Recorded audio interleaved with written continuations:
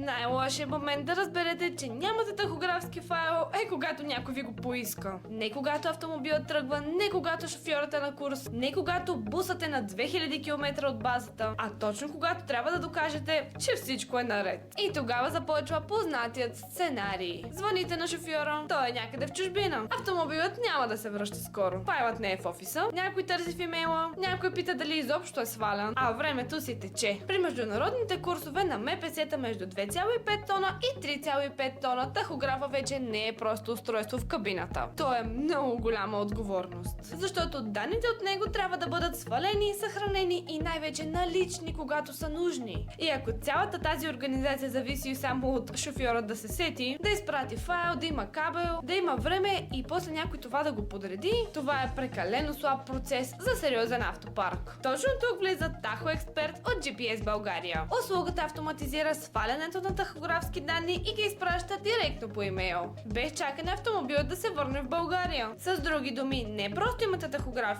имате работещ процес около него. А това е разликата между някой ще го оправи и данните вече са при нас. Tacho Expert е за транспортни фирми с международни курсове, които искат повече контрол, по-малко ръчна работа и спокойствие, че важната информация няма да изчезне някъде между пътя и офиса. Заявете безплатна консултация с GPS България и проверете дали Tacho Expert е подходящ за вашият автопарк.